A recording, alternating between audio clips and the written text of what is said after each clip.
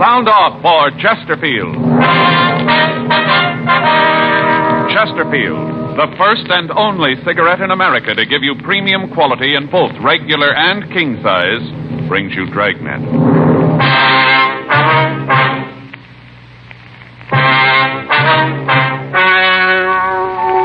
Ladies and gentlemen, the story you are about to hear is true.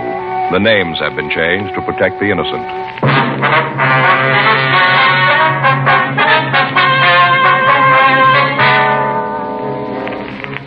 You're a detective sergeant. You're assigned to homicide detail. A young woman tells you that her mother has disappeared. There's no trace of her whereabouts. Foul play is suspected. Your job, investigate. First, we read you the 6-month report, then the 8-month report. Now, here is 10 full months of scientific evidence on smoking Chesterfield. A medical specialist is making regular bi-monthly examinations of a group of people from various walks of life. 45% of this group have smoked Chesterfields for an average of over 10 years.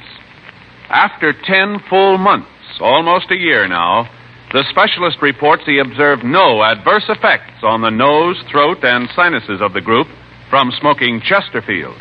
That's the report. And Chesterfield is the first and only cigarette with premium quality throughout, in both regular and king size. Fine tobaccos, the world's best. Costly moistening agents to keep them always tasty, always fresh.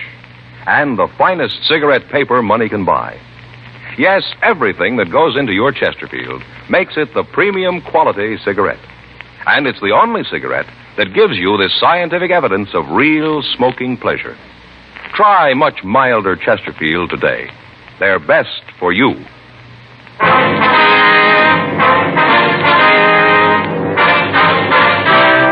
Dragnet, the documented drama of an actual crime. For the next 30 minutes, in cooperation with the Los Angeles Police Department, you will travel step by step on the side of the law through an actual case transcribed from official police files. From beginning to end, from crime to punishment, Dragnet is the story of your police force in action. It was Tuesday, August 5th. It was hot in Los Angeles. We were working the day watch out of homicide detail. My partner's Frank Smith. The boss is Thad Brown, chief of detectives. My name's Friday. We were on the way out from the office, and it was 10:46 a.m. when we got to 4298 North Estrella Street. The front door. Hot. Yeah, it sure is. This Mrs. What's her name? Randall, Ella Randall. Mm-hmm. Did she say what this was about? I just said that her mother had disappeared. She wanted to talk to us about it. Uh-huh. Yes? Ms. Randall? Yes, that's right. Police officers, ma'am. Oh, yes, come in, won't you? Thank you. Thanks, ma'am. Warm out. I think I'll leave the door open. Hope the flies don't come in. My name's Friday, Mrs. Randall. This is my partner, Frank Smith. How do you do? How you do, ma'am? Could you tell us just what it is you want to see us about? Well, of course. Sit down, won't you? Oh, thank you, Miss Randall. Would you like some tea or something? I have some ready in the kitchen. No, thanks. Just what was it about your mother, Mrs. Randall? Now that you're here, I guess maybe I could be wrong about it. I was so sure. Well, just what is it, ma'am? Well, Mama's gone. I don't know how long it's been, but she isn't with Papa. Well, what's your mother's name, Ms. Randall? Bertha Schroeder. My father's Henry. Uh-huh. What makes you think there might be something wrong? You said on the phone that you were pretty sure that something had happened to her. Well, yes, I guess I ought to start at the beginning. It's kind of a dull story, but maybe it's the best way. All right, ma'am. You sure you wouldn't like a glass of iced tea? No, thanks, ma'am. Thanks just the same. Mind if I get some? It'll just take a minute. All right. Hey, it's a nice place, huh? Yeah, it is. Sure decorated nice. Hey, look at those trivets. What? Trivets. Those little things over the fireplace, those brass trivets. Yeah. Faye's been wanting some of those. He used to use them to hold irons, you know. They get hot, and you put them on the ironing board so they won't burn the cloth. Put them on those things. Yeah. I brought a couple extra glasses in case you decided you wanted some. Well, if you just go ahead with the story, Miss Randall. Yes, well, to understand it, really, you'd have to know Papa. Mm-hmm. He came over to this country when he was just a boy, only about 16 or so. Landed here and couldn't speak more than a dozen words of English. Went to work in New York. Worked as a construction man. Worked hard. Met Mama there, and they got married. Right after that, they moved out here. Bought a house, and Papa went into business for himself. Yes, ma'am. Well, maybe it was the life he'd had when he got here. I don't know, but he always treated Mama like she was so much dirt. Mean. Time went on, he got meaner to her. Remember when us kids were in school, he used to yell at her all the time. If get in a mood, and he wouldn't talk to any of us for days at a time. Is that so? I never knew how Mama took it. She never said anything, just stand there and let him scream at her. And when he was finished, she'd just kind of shrug her shoulders and take his kids out of the house, walk around for a while, and then go back to the house. By that time, Papa was so mad he wouldn't talk to anyone. Go ahead. Well, all of us kids married young. I got married when I was 16. The rest of the kids weren't much older than that. Papa didn't want us around after that. He said for us to get out and make our own way. He said that we had to. So there was no reason that we shouldn't. You sure you don't want some of this? No, thank you, ma'am. Thank you very much, ma'am.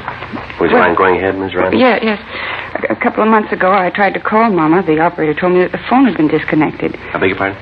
The operator told me that the phone had been disconnected when I tried to get hold of Mama. I see. And I waited a couple of days. I figured that maybe she'd call me. Yes, ma'am. Well, she didn't. You see, once we were out of the house, none of us went back. Papa's retired, and none of us wanted to see him. It's a terrible thing to say, Mr. Friday, but it's true. Ma'am? We all hated him, all of us kids, for what he'd done to us, the beatings and all, but most for what he'd done to Mama. She was only 52, and she looked like she was 92. It was terrible the way he treated her. I see. And like I said, we'd never go over there, but Mama'd come to see us whenever she could. She'd come over, visit for a little bit, talk about the kids and things. Yes, ma'am. Well, I didn't hear from her, and I got a little worried that maybe she was sick.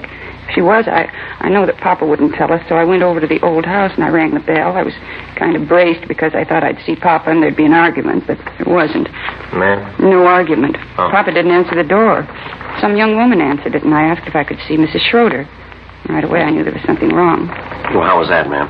Well, I could see inside the front door. The living room had all been changed around. There was new furniture. It looked like the walls had been painted, too. What did the woman say when you asked for your mother? She said they didn't live there anymore. Said that they'd rented the house, and that they'd been living there for the past month. Well, at first, I don't think I believed her. I asked her who rented the house to her, and she said Papa did. Then I asked her where he was. What'd she say to that? Well, she gave me his address. I went over there to talk to him. It was a little tiny apartment just off La Brea. He said that Mama was gone. I asked him where she'd gone, and he said that she was on a vacation. Well, I know him well enough to know that he'd never let her go away. Be no one to darn his socks and keep the house clean. Yeah? I wanted to know where she'd gone in this vacation. He said back to the old country. Said she wanted to see her family. He said that they'd gotten a letter from her sister that she was sick and wanted to see Mama. Well, right then I called him a liar. Told him right to his face that he was lying. I kind of thought that he'd hit the ceiling, but he didn't. He just smiled and said that I had no call to say anything like that. He asked me why I said it. What was that? You thought that he'd hit what? Well, I thought that he'd hit the ceiling when I said that to him, when I called him a liar, I told him that if Mama had left, she'd have written, maybe not to me, but to one of the kids. I called around, and when I didn't hear from her, none of the kids had either. They were all worried about her, too. I see. Well, what did he say to that? He said he couldn't understand it, so that he'd gotten a letter, that he'd gotten it not more than a day or so before, that she'd arrived safe and was having a wonderful time. This was a letter, huh? Yes, this was a letter he got from Mama. Well, I told him I thought he was lying. Then he said that he'd show me the letter. Well, did he? Well, yeah, he showed me the letter, but he wouldn't show me the envelope, just the letter. He said he'd thrown the envelope away. Well, was the letter from your mother, ma'am? Well, sort of from the words it was. Told all about her trip and how she was enjoying herself. Said that she was with her sister and that she was getting better. And then she went on to tell how much she missed Papa and all. Right away, I could tell that it wasn't Mama's handwriting. She never wrote that letter. Beg your pardon? I said that I knew it wasn't Mama's writing on that letter. Yeah, well... Well, that's when I thought about calling you. Then later I remembered something, and then I made up my mind about calling you. What was that, Ms. Randall? Well, Mama only had one sister living. She died 3 years ago. 11:13 a.m. We continued to talk to Ella Randall.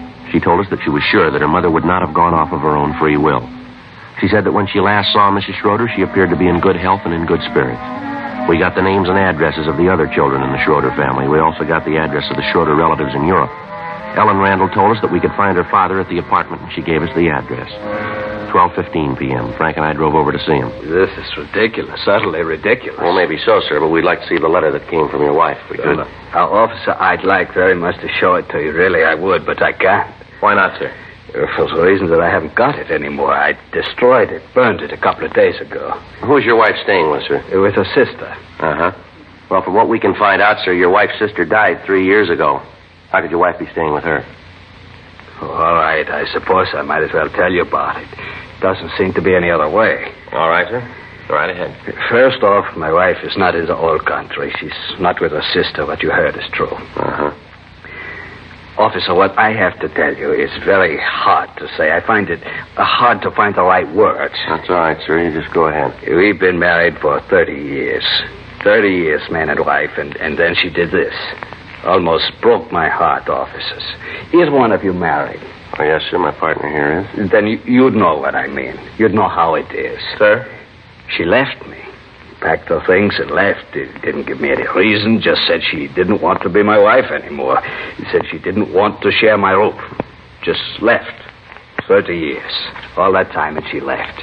Well, what kind of terms were you and your wife on, sir? What do you mean, this term? Well, did you and your wife get along all right? Were you happy? Certainly. As I said, we were married 30 years. Yes, sir, I understand that, but did you ever have any quarrels? Sergeant, all married people have quarrels. Maybe the house isn't clean. Maybe dinner isn't big enough. Maybe the children get too loud. All married couples have quarrels. It's part of living together. Well, from what we understand, sir, some of the arguments you and your wife had were pretty serious. The people who said that are liars. They seem pretty sure. Liars, that's what they are. Oh, sometimes maybe I'd forget myself, get a little loud, but serious, never. How'd you get along with your children, Mr. Schroeder? My children? Yes, sir, that's right. How'd you get along with them? All right, they were a little wild. All the children over here are like that, wild. They don't respect their elders, but I got along good. There seems to be a difference of opinion on that, too, sir. We've heard that you and your children weren't on too friendly terms. And you believe this? You think that this is true? Mr. Friday, Mr. Smith, these were my own flesh and blood. I loved them, still do. Maybe that sounds hard to believe. I can imagine what you've heard. I know. I've heard about this before.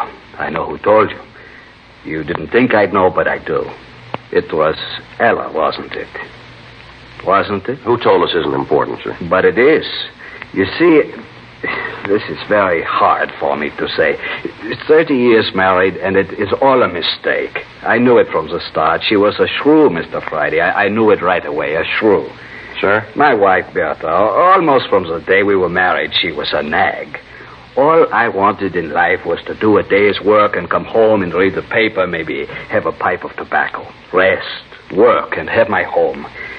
Maybe someday when the children were grown, they'd say, Papa was good. He gave us a good house, and he was good. That's all I wanted. Yes, sir? Bertha didn't want that. Always wanted more. For the children, she said. When I wouldn't kill myself with work, she'd get angry, talk loud to me. All I wanted was peace. When the children came along, she taught them just like her. How do you mean? Told them what a mean man I was. Turned them against me. My own children. Taught them to hate their father. Their own father. Yes, sir. Well, why didn't you tell your children that your wife left you? No, Mr. Friday, I couldn't do that. This would break their hearts. They might hate me, but I don't want them to hate their mother. I couldn't do that. The Lord would never forgive me for that. Have you heard from your wife at all since she left? Not a word. I made up that letter so the children wouldn't find out. I couldn't have that. Did she take any money with her? Would you know that? Yes, she did. We have a joint account as a bank 2 blocks over. She made a large withdrawal the day she left. Well, Mr. Schroeder, why'd you rent your house? It was all by myself. The house was full of Bertha. All the things were hers. Everywhere I looked, I saw her. It hurt me, Mr. Smith. I had to get out, so I came here. It's not much, but I can read the paper and also have a pipe of tobacco. It's peaceful. It's all I need. Uh-huh. What'd you do with your wife's personal effects? I don't think I understand, Sergeant. Her clothes, the furniture from the house, things like that. They're in storage. I had some men come out and take all of it away, stored it away. I thought that maybe someday Bertha would come back and we could take up where we left off. Yes, sir. Could you give us the name of the storage company where you left the furniture? Certainly. It's out on Pico. I can give you the address. Is that important? No, sir, not really. Just something we ought to check. Don't you think it might be better if you told your daughter about all this or about what's happened? No, Mr. Smith, it wouldn't prove anything. Nothing at all. Well, that's the way you want it, sir. There's nothing we can do about it. It's better, Mr. Friday. Believe me, I know. If they hate me, there's not much I can do about it, but I don't want to bring them any unhappiness. I couldn't do that. Yes, sir. I'm 65 years old, Mr. Friday. I've worked hard all that time, harder than most men. Had 4 children. They're all grown. They have families of their own. All this, and I've got nothing. Nothing but lonely days and empty nights. Yes, sir. It's an awful thing, just awful. Sir? To work all your life and have nothing to show for it.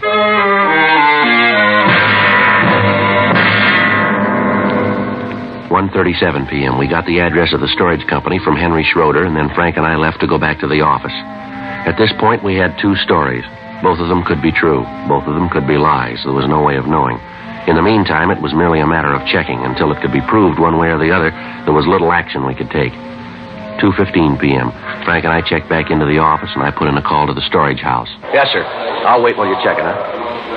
I don't know, Joe. Sure seems like the old guy is telling the truth. Well, we check this out, we'll know one way or the other. Such a nice little guy. Seems hard to believe that he'd do anything wrong. Yes, sir. Yes, sir. What was that? Uh-huh. Could you tell me when? What was the name? Mm-hmm. That's right. Yes, sir. All right. Uh-huh. Thanks very much. No, it's Joe Friday. F-R-I-D. Yeah. That's right. Michigan 5211, extension 2521. Right. All right. Thanks again. How about it? He stored the furniture, all right. Yeah. I remembered him. Talked to him a couple of weeks ago. Uh-huh. Told him to sell everything.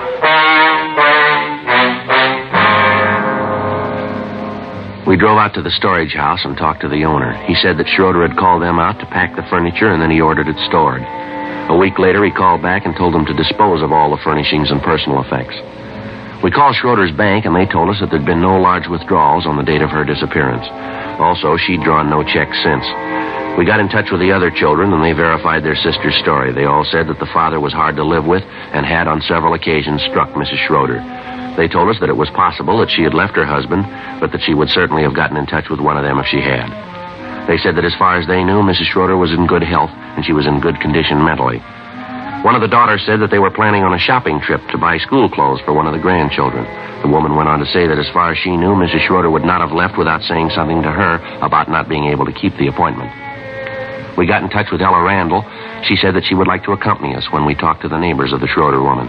She said that she could point out our mother's friends and that she would be able to trace her mother's movements about the neighborhood for us. 4:15 p.m. We picked her up. We talked to the neighbors, and they told us of hearing loud voices coming from the house. They said that Mr. Schroeder was always angry at his wife, and he made no attempt to hide it. 7:30 p.m. We went on to talk to the people who had rented the Schroeder home. Come on in. Thank you very much, Mr. Armstrong. It's my partner, Frank Smith. I did, Mrs. Randall. Yes, Mrs. Randall, I've met before. How are you, Mrs. Randall? How are you, Mr. Armstrong? Well, what's this all about? We'd like to ask you some questions about the Schroeders, if we could. Well, Mrs. Randall here would be able to answer them better for you. They're her parents. Well, yes, sir. We'd like some information from you, if we could. All right, go ahead. Don't think there's much I can tell you. Did you see Mrs. Schroeder when you rented the house? No, come to think about it, I didn't. Mr. Schroeder talked about her, but I didn't see her when we took the house. Uh-huh. How'd Mr. Schroeder act when you rented the place? I don't think I understand. Well, did he seem upset? Anything at all unusual about him? As a matter of fact, there was. What was that, sir? Well, the house was kind of old. You know, paint missing from some of the woodwork. Some of the paper was a little faded, and we asked him if he planned to fix it up before we moved it. You know, if he'd foot the bill. Yes, sir. We understand. Well, right away, I kind of expected an argument. He just seemed like that kind of a guy, you know, who wouldn't spend a nickel he didn't have to. Mm-hmm. Wasn't like that. Just smiled, say anything that we wanted, he'd have done. Real nice. Sure hasn't caused any trouble. Of course, there's no reason for him to. We pay the rent on time, take care of the lawn, the flowers. I think we're pretty good tenants. Sure is a difference. Never looked like this when we lived here. I remember that Mama would ask him to paint the place a little, always raise the roof. Said there wasn't any reason to do it. Said to wait until the kids were grown and appreciated a house. Not like that with us. Well, he was with his own family. Even when we were gone, after we left the house, he said that there wasn't any reason to fix the place up. Said that Mama and him were the only people who ever saw the inside of it, and it didn't matter to them. Like I said, couldn't ask for a better landlord. Well, I kind of hate to ask this. Yeah? Well, I wondered if I could see the rest of the house. I'd kind of like to see what he did to it. Well, I guess it's okay. It won't take too long. I gotta eat pretty quick. Got a bowl tonight. Team's playing the league championship tonight. Just a look. I won't keep you. Okay. Well, you know the house. Yes. This is the living room. Bedrooms are down the hall. This is dining room. Oh, pretty paper. It made Mama so happy to have this. Here's a bath. All new tile. Just beautiful. Yeah, makes it nice. It's a master bedroom. This was Papa's room. Sure is nice. Oh, look at the pretty curtains. Those are ours. We said we'd put drapes in every one of them, but Sally, it's a wife. She likes curtains. Uh-huh. I do, too. Use this for the oldest boy. This was Mama's room. Oh, it's just beautiful. That's a beautiful carpet. Yeah, he put that in, too. Didn't even have to ask for that. It's own idea. Wall-to-wall carpeting. Mama always wanted it. The only room in the house that has it. Do you have a cellar in this house, Mr. Armstrong? Yeah. We use it for the freezer. Sally puts up canned goods in the summer. Keep them down there. I wonder if we could see it, please. Sure, but there isn't any change down there. He didn't do anything to the cellar. Yes, sir. It's all right, though. We'd like to see it. Oh, sure. Like to make it fast, so I gotta eat, you know. Yes, sir, we understand. It won't take very long here. Sure, it's down this way. Had to run electricity down there for the freezer. I guess he'd have done it, but it was just an extension cord. Thought about having it done permanently, but no real reason to. I understand. I'll go ahead and get the light. Yes, sir. You want to wait here, Miss Randall? Why? Well, no reason, ma'am. We just thought it might be better. Well, all right. I'll wait in the living room. All right, thank you. Come on, Frank. Yeah. Not very big, just room enough for the freezer and a few shelves. Uh-huh. Cement floor, huh? Yeah. Frank, Yeah? you want to swing that light up here? I want to check something here. Sure. What's this room under, Mr. Armstrong? I mean, what's above it? Let's see. That'd be the master bedroom about to there. Uh-huh. And the room next would begin there. Uh-huh. That'd be Mrs. Schroeder's room, wouldn't it? From what Mrs. Randall said, yeah. Uh-huh. You got a piece of paper, sir? I'd like to get up on the freezer. I don't want to scratch it here. Why, something you want? Well, I'd just like to look. Have a piece of paper, cardboard, anything, cloth. I don't see any. Go ahead. Just don't scrunch your feet around. It'll be all right. All right, sir. All right, Frank. Swing the light around, will you? Yeah. What is it, Joe? I'm not sure. You got your flash? Yeah, here you go. Okay. What is it? What do you see up there? We better call the crime lab and get them out here. What is it? See through the flooring up there. Yeah? Looks like blood.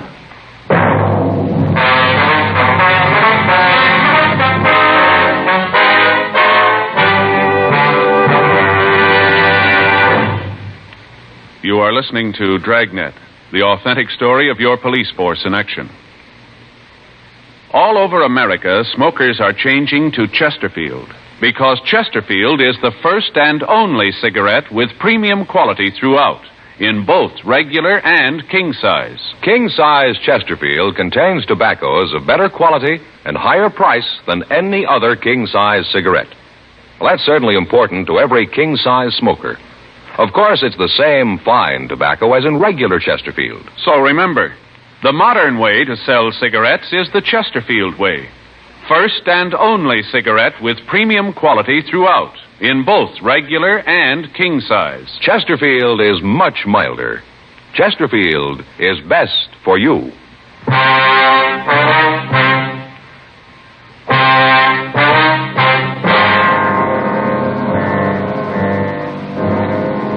8:14 p.m. The crime lab was called, and they came out to go over the place. A benzodine test was run on the stains, and it was proved that they were blood stains.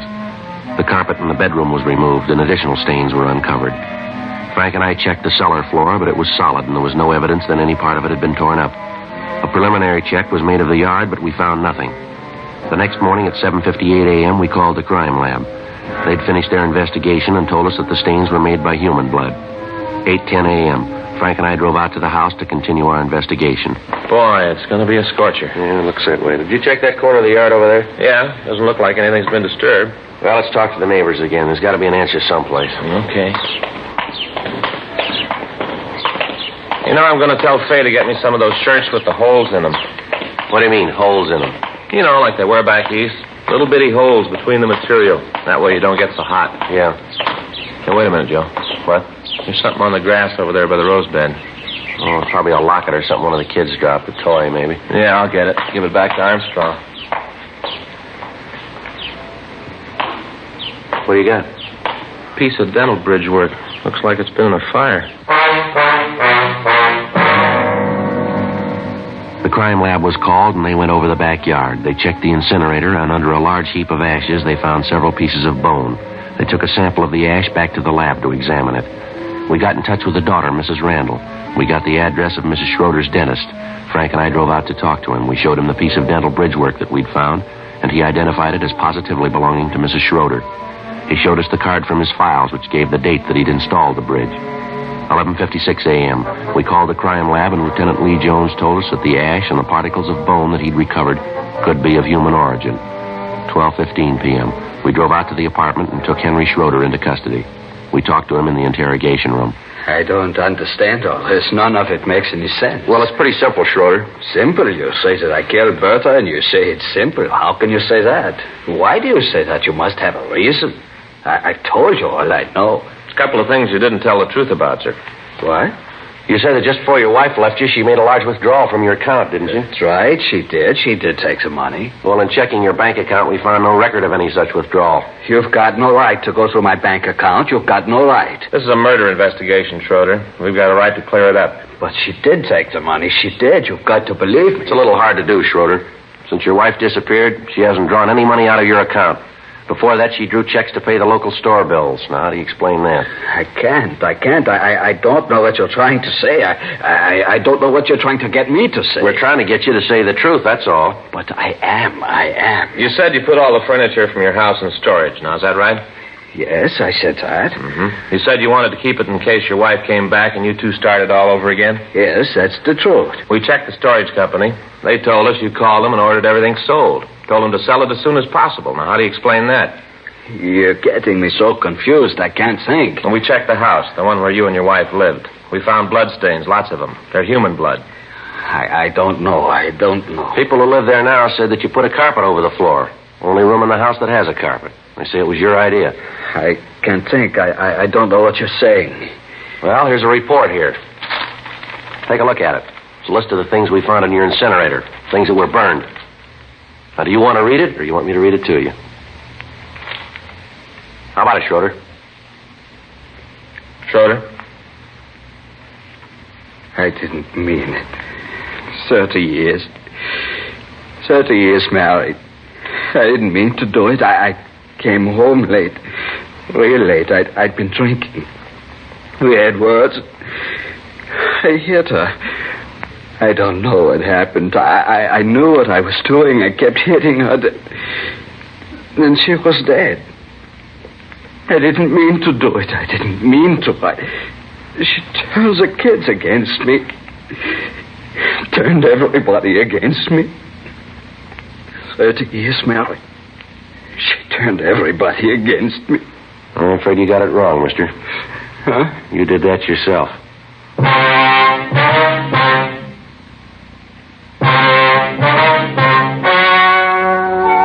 The story you have just heard was true. The names were changed to protect the innocent. On December 10th, trial was held in Department 87, Superior Court of the State of California, in and for the County of Los Angeles. In a moment, the results of that trial. Now, here is our star, Jack Webb. Thank you, George Fenneman. Friends, remember this. Chesterfield is the first and only cigarette with premium quality throughout, in both regular and king size. And Chesterfield is the cigarette that gives scientific evidence of real smoking pleasure. So try Chesterfields today. Either way, regular or king size. Chesterfield is much milder. Chesterfield is best for you.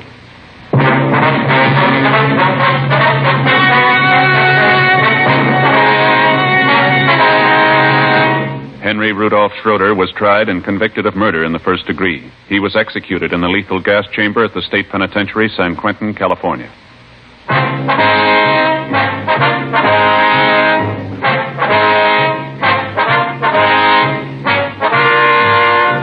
You have just heard Dragnet, a series of authentic cases from official files. Technical advice comes from the Office of Chief of Police W.H. Parker, Los Angeles Police Department. Technical advisors, Captain Jack Donahoe, Sergeant Marty Wynn, Sergeant Vance Brasher. Heard tonight were Ben Alexander, June Whitley, Harry Bartell. Script by John Robinson. Music by Walter Schumann. Hal Gibney speaking. For a million laughs, tune in Chesterfield's Martin and Lewis show Tuesday night on this same NBC station. And sound off for Chesterfield, regular or king size. You'll find premium quality Chesterfields much milder. Chesterfield is best for you. Chesterfield has brought you Dragnet, transcribed from Los Angeles.